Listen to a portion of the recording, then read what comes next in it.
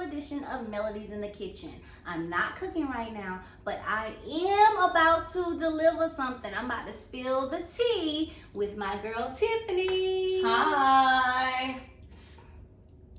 Cheers. Mm-hmm.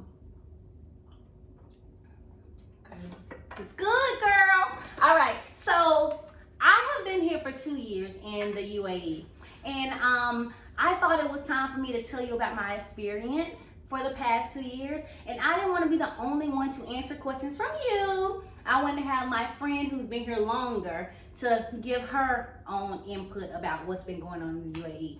So sit back, relax. We're going to answer about 9 to 10 questions that you have asked me to share. So here we go. You ready? I'm ready. You ready? Definitely. Okay, girl. Let's go. So, question number 1. How did you end up abroad? I came for a visit way back in 2015, and I remember being here and enjoying myself so much, and I thought I could live like this every day. I randomly applied for some teaching jobs through recruiting agencies. They hired me, and the rest was history. I came out here, and I love it. All right, chica. Mm-hmm. Now, my experience a little different. 2 years ago, I finally decided that I'm going to quit my job, and I'm going to try to come over here. So I did the interview process. Mm-hmm. We'll talk about that later. But the way I ended up, because I felt like this was the time. I was single, no kids. Let me do what I wanted to do for the past 5 years or something. I was just too scared to do it. So that's how I ended up here. Now, people did ask about what's the process. So I think we had similar processes. You had to do an interview. They called you back and they said you either got it or you didn't. Yeah. So then the long time, the time that it took the longest was the process, like the wait time. You had to submit forms. You had to submit a whole lot of things. But they take you step by step. It's just tedious, a lot of time, and then you wait for your golden ticket, basically. Exactly. Yeah, you kind of wait on your golden ticket to say, hey, you're coming over here, and that's all we have to wait on. So it's a little anxiety in there, and if you're not a flexible person, that can be difficult. But moving overseas is all about flexibility anyways, because you are not in your home anymore. Yes. So you're leading into the next question. Mm-hmm. Question 2. How was the transition? And how to not feel like a tourist when you are transitioning? I think you are going to be a tourist, and I don't think there's really any way around it, to be honest. Mm-hmm. My transition, I'm going to be honest, was kind of easy. I just melted into it. I knew it was a new chapter. I was open to whatever happened.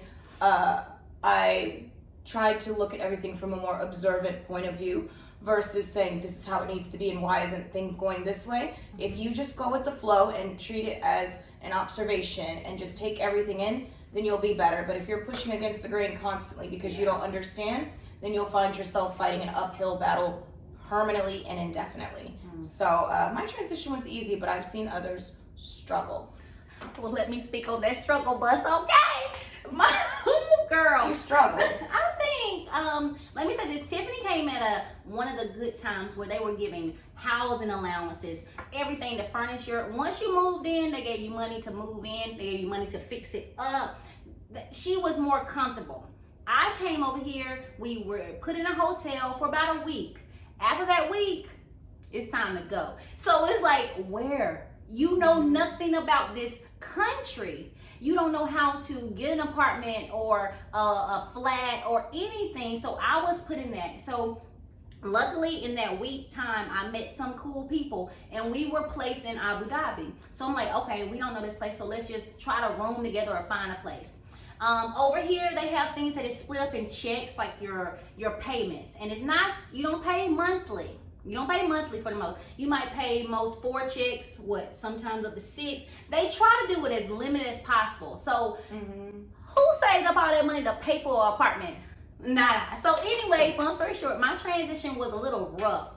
We had to find our own place. I lived in a hotel for about 2 to 3 months. We like rented out hotels. Like they were accommodating because we were having like extended stays. But I lived out of my suitcase for 3 months. And then me and my friend, y'all know Leslie, y'all seen her. We found a flat together. So it was a two bedroom place. But just being thrown into a country, my transition wasn't as smooth as I like. So with me learning this, if anyone else want to move over here, I would definitely ask them to say, are you accommodating my housing? What are you offering before I move? What do I need to have saved? So I felt like a tourist because I didn't know anything about this place. But over time, I'm loving it. But our transitions were different. But it's also important to say everyone's transition will be different. I don't think any two people here have had the same transition, and people who came 2 weeks after me had a different experience than I did too. Okay. So, question number 3.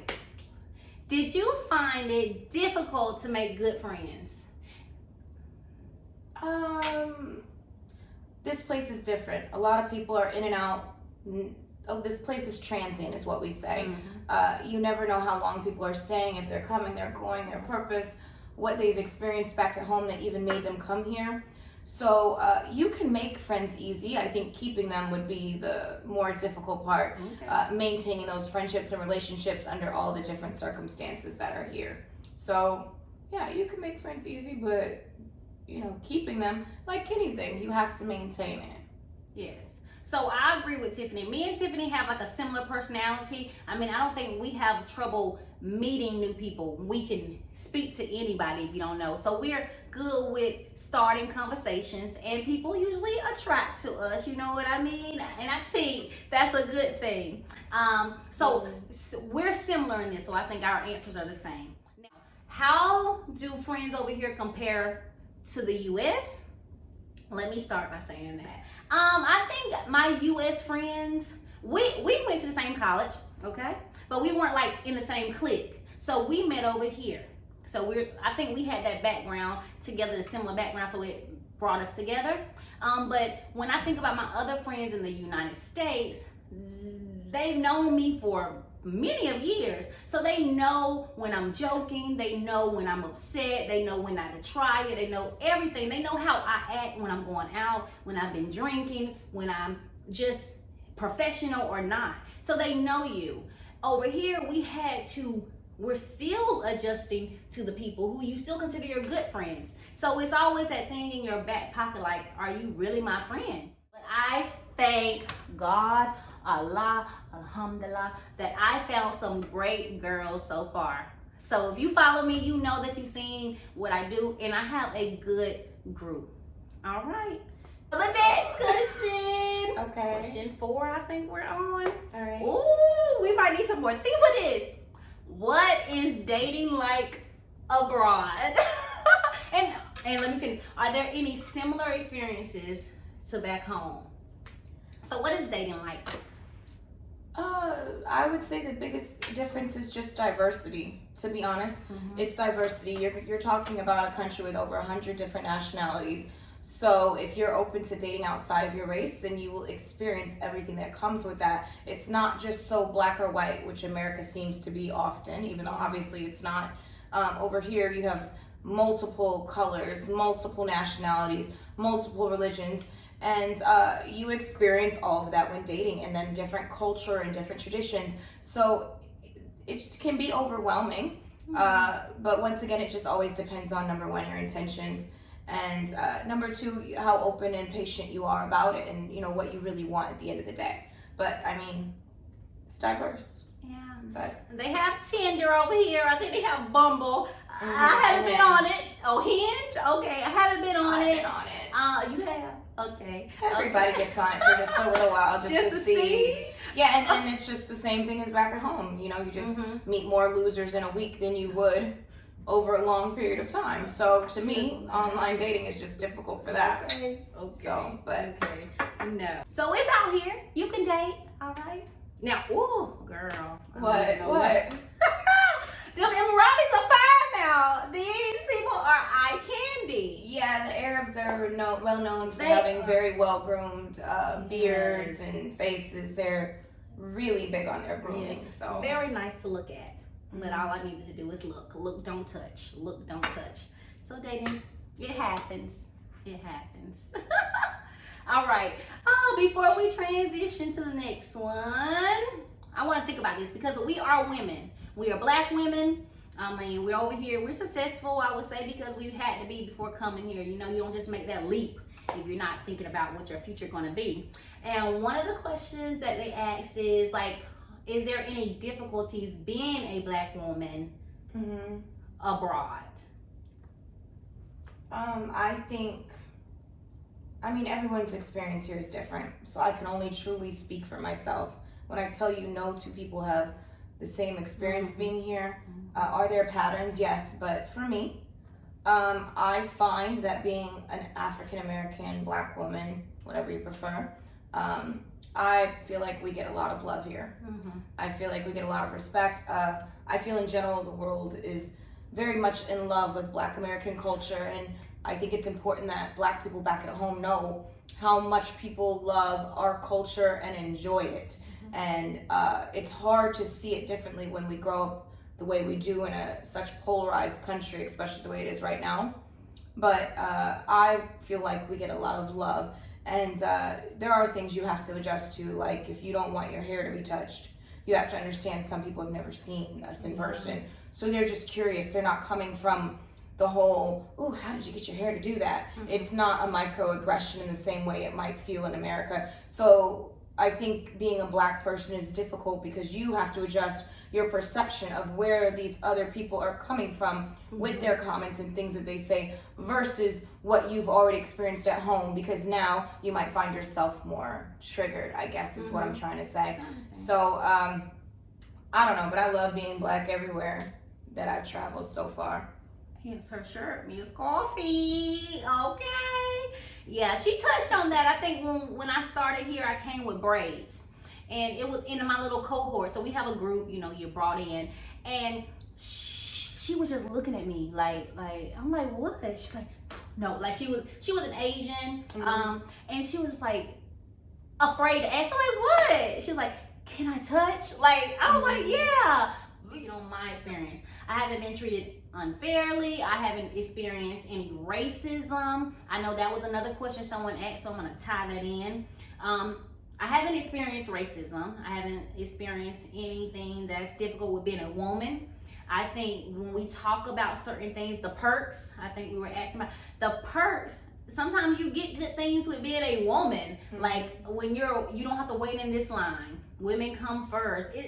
The people carry your bags or do whatever. You get a lot of benefit here. They treat women with respect, as I see. They treat women with respect. It's not like I have to walk behind him or they push you out the way. That's none of that stereotype that you thought. No, not here. Haven't experienced it. Yeah, not in this country. What about traveling? Now, with traveling, I haven't really traveled because of COVID. Due to COVID, but she has. So being a black woman with traveling the world, have you experienced any difficulty? No, I haven't. Once again, every country I've been to, Jordan, Lebanon, Indonesia, Thailand, African countries, I mean, even European countries, but I've only gone to Eastern Europe and then Amsterdam and Netherlands. But Netherlands is very diverse and people don't know that either. So, but honestly, as a black American, I feel like I've always gotten a lot of love. Every country I've been to. Now, if you ask someone else, they might tell you different, but the horror stories I heard were from like far East Asian countries. Okay. Yeah. So it just depends, and also regular Central Europe. Okay. So over here, no, not from our experience. We welcome people to come. Being black abroad is something else. I love it. Better speak. Okay. So let's move on. We're getting to a close. What has been the biggest lesson learned from your experience? Biggest lesson? Yeah. I mean, I don't know. I feel like I'm always learning and growing and reflecting every day. So for someone like me, It's a constant state of reflection and what just happened. Because sometimes you have moments where you're like, what just happened? Yeah. And you have to kind of like think about it. Ooh, you know. So the biggest lesson I learned, especially as someone who's very like, I have a plan and I want it to go the way I need it to go. I learned how to be more flexible. Like what I was saying in the beginning, flexibility is just important. Things are not going to go, number one, how they seem anyway in life, but especially here, they will go in ways that you don't understand how we're going to get from A to Z, but guess what? It always does. Yeah. So you have to figure out how to not stress and be flexible in the meantime. Just chill out. Yeah. I think that's something I learned too. Yeah. I like organization and sometimes I like structure. But over here and in your job or whatever, it changes. It can change overnight. In hours, it can change. So like you said, I had to learn to be more flexible. And when you think like, why did it happen this way? No. Just go with the flow.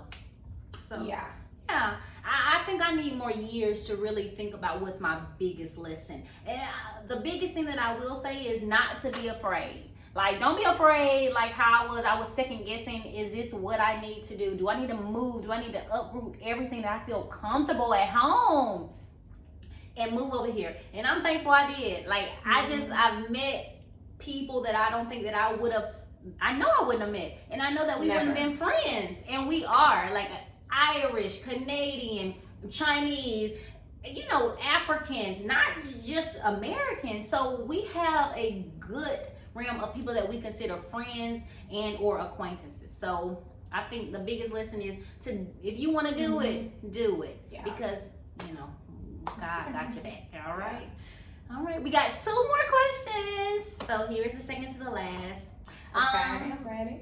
Well, this goes with what we were just talking about a little. In what ways have you grown? In what ways have I grown? Yeah. I always have to repeat it back to me. That's like the ex-pageant girl in me. Like, in what ways have I grown? Well, I've grown. Microphone check. Okay. So, how have I grown? I mean,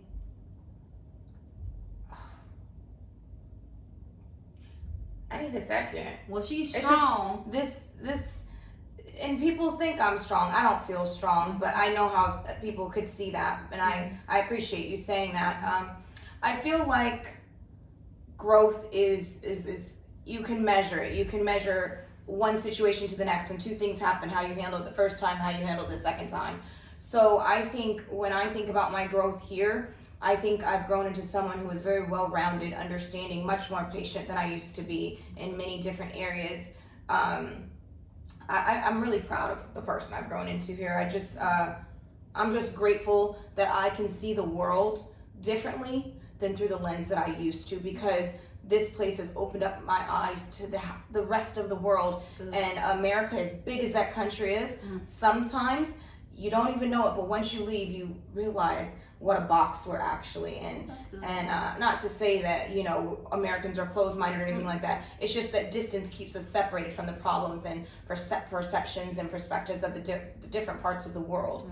And now, forever changed. Mind blown. Good. Yeah. She put a lot in there, so she's grown a lot, as you can see. I'm still the short thing, but I will say that I've grown. I have to be independent and I have to trust myself. So I think I've grown to trust me more.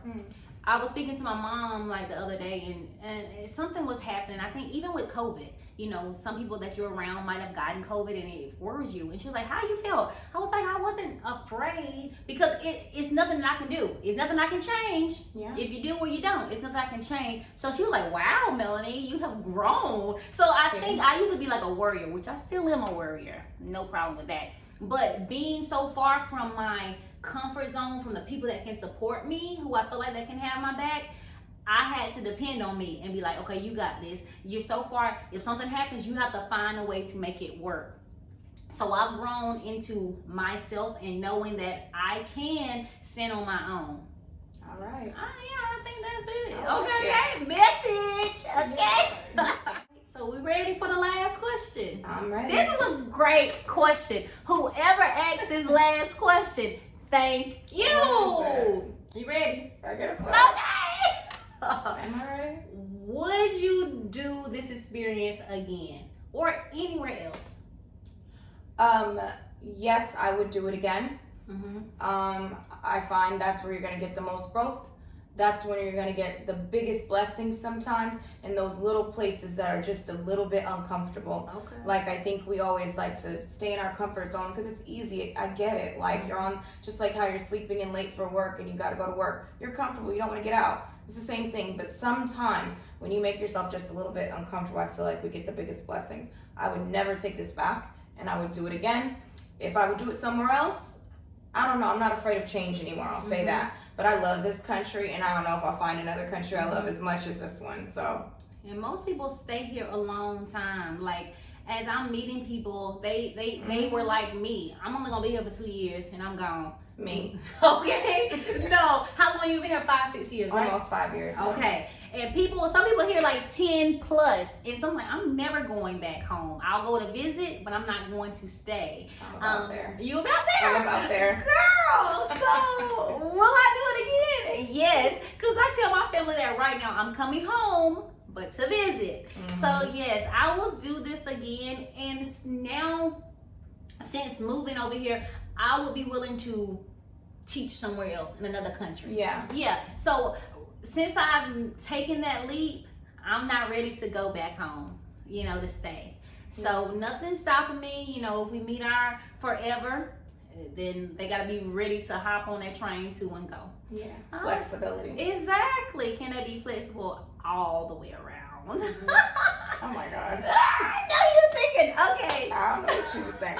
I'm going to wrap it up because you just got a special edition of Melodies in the Kitchen. But remember to like, comment, and subscribe because you never know when you got mail. Very good.